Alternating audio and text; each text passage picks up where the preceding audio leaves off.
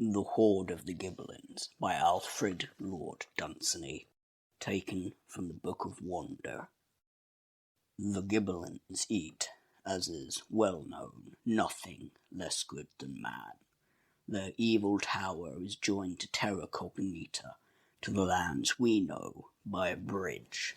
Their hoard is beyond reason. Avarice has no use for it. They have a separate cellar for emeralds, and a separate cellar for sapphires. They have filled a hole with gold and dig it up when they need it. And the only use that is known for their ridiculous wealth is to attract to their larder a continual supply of food. In times of famine, they have even been known to scatter rubies abroad, a little trail of them to some city of man, and sure enough, their larders would soon be full again. Their tower stands on the other side of that river known to Homer, Hoard or Oceanoio, as he called it, which surrounds the world. And where the river is narrow and fordable, the tower was built by the Gibelins' gluttonous sires, for they liked to see burglars rowing easily to their steps.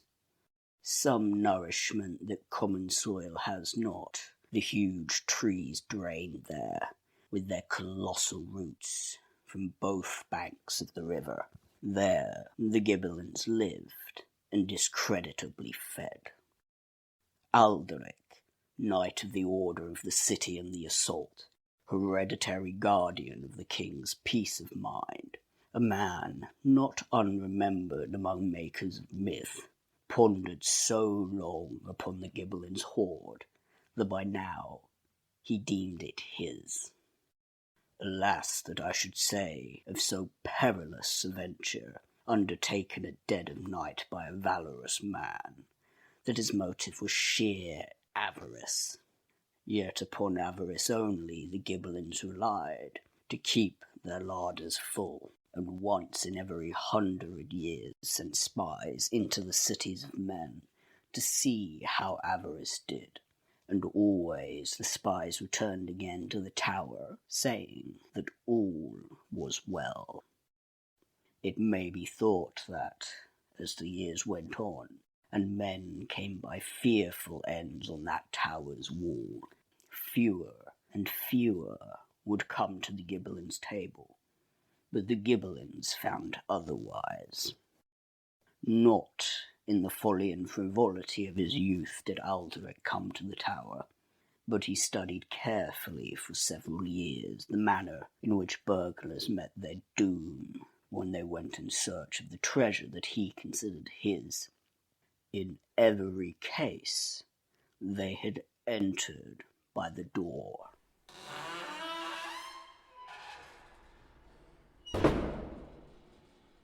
He consulted those who gave advice on this quest. He noted every detail and cheerfully paid their fees, and determined to do nothing that they advised, for what were their clients now? No more than examples of the savoury art, and mere half-forgotten memories of a meal, and many, perhaps, no longer even that.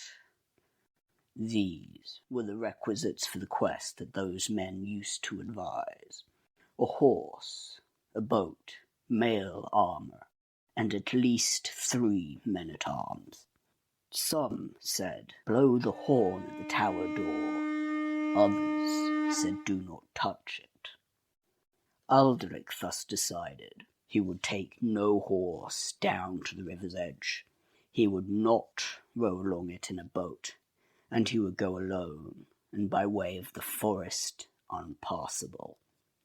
How pass, you may say, the unpassable? This was his plan. There was a dragon he knew of, who, if peasants' prayers are heeded, deserved to die. Not alone because of the number of maidens he cruelly slew, but because he was bad for the crops. He ravaged the very land, and was the bane of a dukedom. Now Alderic determined to go up against him. So he took horse and spear and pricked till he met the dragon. And the dragon came out against him, breathing bitter smoke. And to him Alderic shouted, "Hath foul dragon ever slain true knight?" And well the dragon knew that this had never been. And he hung his head and was silent, for he was glutted with blood. "Then," said the knight, "if thou wouldst ever taste maiden's blood again, thou shalt be my trusty steed, and if not, by this spear there shall befall thee all that the troubadours tell of the dooms of thy breed." And the dragon did not open his ravening mouth, nor rush upon the knight, breathing out fire, for well he knew the fate of those that did these things. But he consented to the terms imposed, and swore to the knight to become his trusty steed. It was on a saddle upon this dragon's back that Alderic afterward sailed above the unpassable forest, even above the tops of those measureless trees, children of wonder. But first he pondered that subtle plan of his which was more profound than merely to avoid all that had been done before, and he commanded a blacksmith, and the blacksmith made him a pickaxe. Now there was great rejoicing at the rumour of Alderic's quest, for all folk knew that he was a cautious man, and they deemed that he would succeed and enrich the world, and they rubbed their hands in the cities at the thought of largesse. And there was joy among all men in Alderic's country, except perchance among the lenders of money, who feared they would soon be paid. And there was rejoicing also, because men hoped that when the Gibelins were robbed of their hoard, they would shatter their high-built bridge and break the golden chains that bound them to the world, and drift back, they and their tower, to the moon, from which they had come, and to which they rightly belonged. There was little love for the Gibelins, though all men envied their hoard. So they all cheered that day when he mounted his dragon, as though he was already a conqueror. And what pleased them more than the good that they hoped he would do to the world was that he scattered gold as he rode away, for he would not need it, he said, if he found the Gibbelins' hoard, and he would not need it more if he smoked on the Gibbelins' table.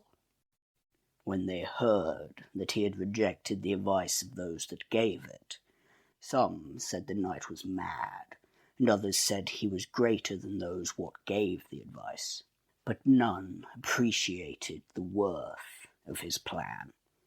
He reasoned thus: for centuries men had been well advised and had gone by the cleverest way, while the Gibbelins came to expect them to come by boat, and to look for them at the door whenever their larder was empty, even as a man looketh for a snipe in a marsh.